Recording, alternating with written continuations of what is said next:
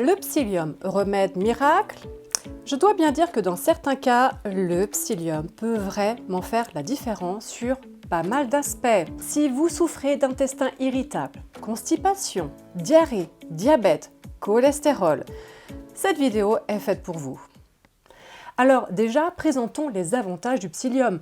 En fait, le psyllium contient majoritairement des fibres solubles. Vous savez, les fibres solubles, ce sont celles-ci qui sont très douces pour les intestins, contrairement aux fibres insolubles.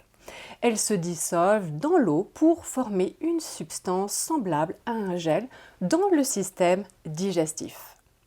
Bien que les deux types de fibres soient intéressantes, les fibres solubles présentent des avantages non négligeables.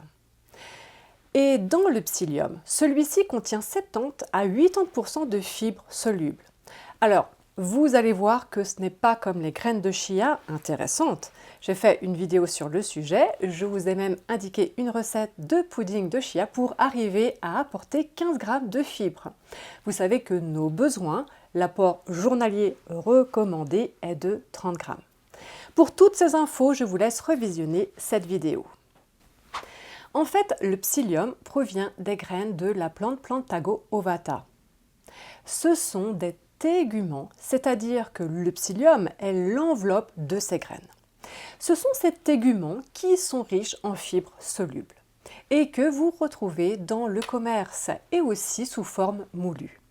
Nous allons voir après comment intégrer le psyllium dans votre alimentation pour ceux qui veulent tester si cela fait une différence sur ces aspects problématiques de santé. Alors, ce qui est intéressant avec le psyllium, c'est que celui-ci peut s'utiliser en cas de constipation et aussi en cas de diarrhée. En cas de constipation, il agit comme un laxatif doux en augmentant le volume des selles et en facilitant leur passage. Car, après avoir mélangé une cuillère à café de psyllium, ici c'est du psyllium moulu avec 200 ml d'eau, voici le résultat. Vous avez vu cette capacité à former un gel, bien imaginez ce gel dans vos intestins. Cela va être très doux et aussi nourrir les bonnes bactéries intestinales au passage. Et en cas de diarrhée, eh bien là aussi le psyllium est utile car il absorbe l'excès d'eau dans les intestins, aidant à former des selles plus consistantes. Alors, je vous ai donné une indication de quantité, une cuillère à café pour 200 ml, mais bien sûr, il faudra tester. Peut-être que pour améliorer votre problématique, constipation ou diarrhée, il faudra peut-être augmenter le dosage et prendre une dose à chaque repas. Gardez en tête qu'une cuillère à café équivaut à 5 g.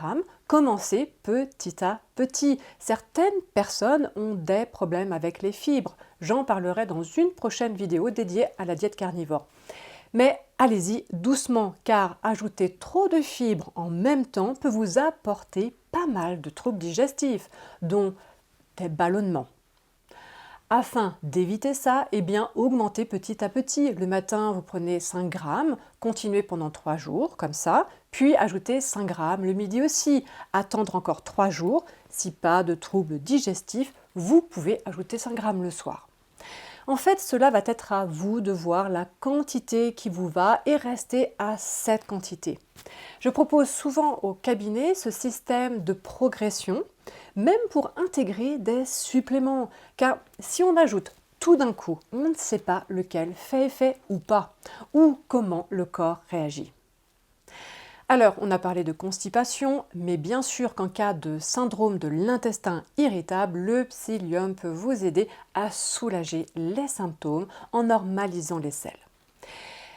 Voyons d'autres bienfaits du psyllium, comme sur la glycémie. En effet, le psyllium peut ralentir l'absorption des glucides, contribuant ainsi à la gestion de la glycémie chez les personnes atteintes de diabète de type 2. Sur la santé cardiaque, il peut aider à réduire les niveaux de cholestérol LDL, mauvais cholestérol, et à améliorer la santé cardiovasculaire en diminuant le risque de maladies cardiaques.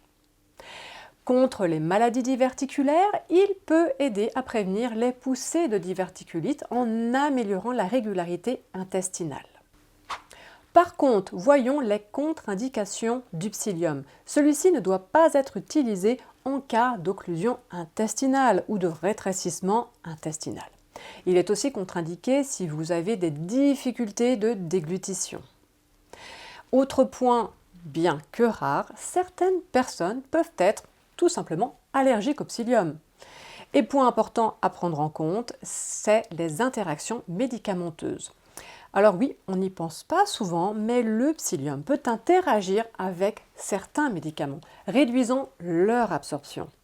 Donc pour éviter ce phénomène, il est recommandé de prendre le psyllium 1 à 2 heures avant ou après vos médicaments. En fait, je trouve intéressant le fait qu'on retrouve souvent l'expression que ton aliment soit ton médicament. Alors, je ne considère pas un aliment comme un médicament.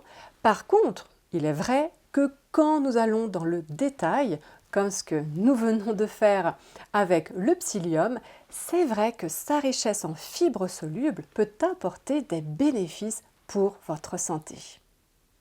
Et si vous vous rendez compte en testant que le psyllium vous convient bien, eh bien je vous affiche à l'écran une liste d'aliments riches qui contiennent davantage de fibres solubles. Et essayez d'incorporer petit à petit certains de ces aliments et testez si ça vous réussit ou pas. Alors après, je ne vous cache pas que pour certaines personnes, elles ne peuvent pas avaler le psyllium. C'est impossible pour elles à cause de la texture. Si c'est votre cas, une alternative serait d'opter pour la gomme de guar hydrolysée. Elle est faite pour vous. Vous trouverez des conseils dans cette vidéo. Alors maintenant, parlons de la façon de préparer et ingérer le psyllium.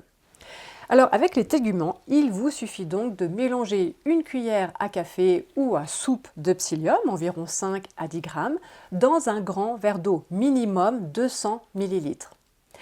Alors, si vous souffrez de constipation, augmentez la quantité d'eau et si vous souffrez de diarrhée, commencez par 5 g de psyllium pour 200 ml d'eau. Après, faites vos tests. Remuez immédiatement et boire rapidement pour éviter que le mélange ne devienne trop épais. Comme indiqué, le psyllium peut être pris 1 à 3 fois par jour. Quand? Eh bien, il est souvent conseillé de prendre le psyllium avant le repas.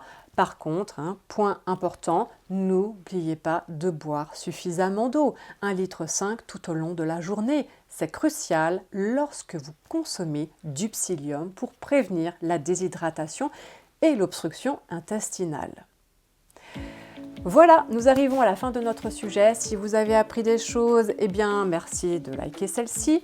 Et si vous voulez en apprendre davantage sur l'alimentation et la gestion de problématiques de santé, eh bien abonnez-vous.